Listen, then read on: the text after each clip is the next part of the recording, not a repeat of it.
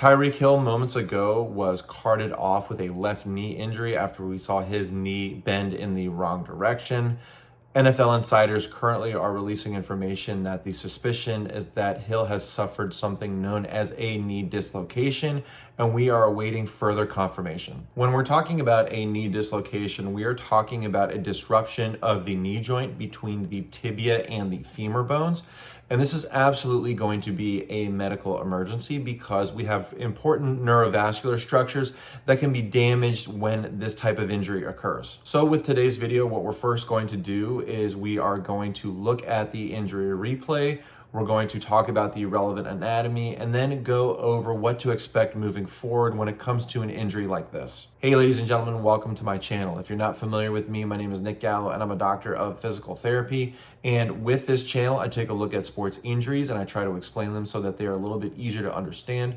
I'll also talk about the relevant anatomy for that injury as well as the rehab process. If you enjoy this sort of content and you would like to see more of it, please hit that thumbs up and subscribe to the channel because I will be making more of these in the future regarding sports injuries, rehabilitation, and other physical therapy related content. Also, if you have any comments or questions, please leave those in the comment section below. Looking here on the replay as Hill is being brought to the ground, he's going to stretch out and straighten that left leg. As he does this, we see that knee just bend backwards. Here's a model of the knee joint, and so the knee is going to be stabilized by four main ligaments surrounding the knee. The first one is going to be that anterior cruciate ligament, or the ACL for short, located here. The model, as we flip it medially or towards the inside, we have the MCL, or the medial collateral ligament. On the outside here, we have the lateral collateral ligament, or the LCL. And finally, as we look on the back here, we have the posterior cruciate ligament, or the PCL. There are also a couple other important structures in the knee here. They are the medial and the lateral meniscus. There are two primary motions at the knee. The first one, when we are bending the knee, is known as knee flexion. The opposite of that is going to be knee extension when we are straightening the knee. And so when we're talking about basically the knee bending backwards, we're talking about a position known as hyperextension. Whenever we say hyper something, we mean excessive. So in this case, what we are seeing Tyreek Hill's knee go into is hyperextension, where he is going beyond his normal value of extension. When we force someone's knee into hyperextension, it is extremely risky for many structures located in the knee. You can see that as I do that with the model here, it is stretching and stressing all of those ligaments in the knee, including the ACL. So right off the bat, when they go into hyperextension, we are immediately thinking that it can be one or multiple ligaments affected located in the knee, as well as potentially other structures as well. So we already know that the injury mechanism is very risky for one or several ligaments that are located in the knee. But let's go ahead and look at this injury camera angle. So as he's being brought to the ground, he's going to roll onto his back.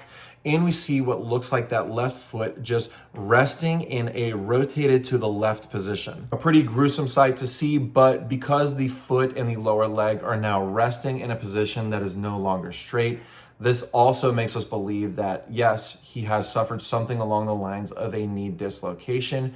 I mentioned this earlier, there are neurovascular structures located in the leg, and there is a chance that these can be implicated in this injury. The risk with this is that because it includes artery and nerve, that if there is any damage to this, this can lead to permanent impairments if this is not caught immediately and dealt with. So that's why in this case, he was immediately immobilized and brought to the hospital, because this is absolutely a situation where time is of the essence.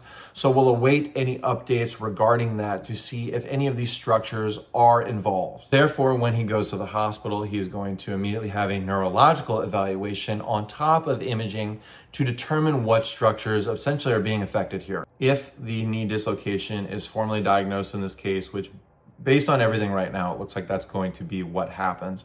Usually surgery is the most likely option, obviously because we're getting disruption of soft tissue structures, including multiple ligaments that are in the knee. So those need to be fixed, as well as if, once again, any of those important structures happen to be implicated here. So we'll await further word regarding the actual severity. As of right now, it looks like he is currently undergoing that further evaluation. When somebody comes to physical therapy after something like this, usually what they're going to have is some sort of a multi-ligament repair, whether that be the ACL plus one or multiple other ligaments that have been damaged in the actual dislocation.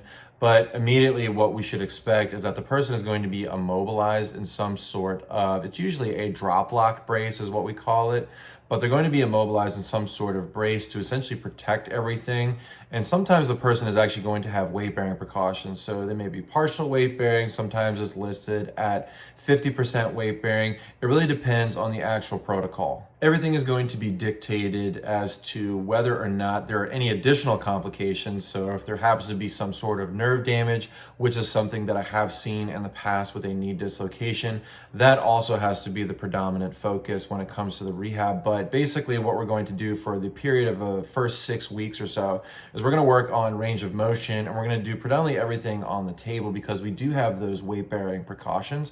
So we'll work on strengthening when it's appropriate. We'll start to gently work on range of motion, basically everything to the person's tolerance. Then as they start to improve and we start to get further clearance from the surgeon, when they start to be weight-bearing as tolerated is usually the term that it will be listed as, or WBAT, then we can start to get a little more aggressive with the rehab process. But definitely within the first 6 weeks is when this injury is the most sensitive and where you need to really be careful when it comes to rehabbing it. So definitely with something like a multi-ligament repair, you are really limited in the initial phases, but then as they are finally out of that protective phase, you can start to push them a little bit.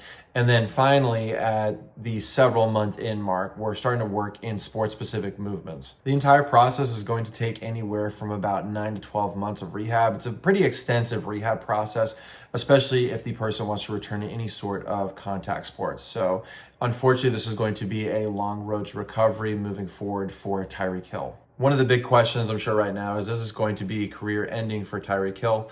I always think this is way too early. The injury has just happened. He still has to have surgery as well as go through the extensive rehab process. Usually people will come out of it and be able to return to sports. I have seen that. So as of right now, I would say that it is just way too early to ask that. So if I happen to hear any further details regarding any additional structures that are affected here, I'll be sure to update everybody in the comment section. But talk about a gruesome injury just right off the bat. You hate to see something like this, especially when it involves such a severe injury, but fortunately he was able to get such a rapid response so that any chance of a medical complication should be minimized. Thank you so much for watching my video. I really appreciate it. If you enjoy this sort of content, I'll go ahead and link one of my playlists so that you can watch some of the injuries that I've talked about in the past. Thank you so much again for tuning in, and I'll see you next time.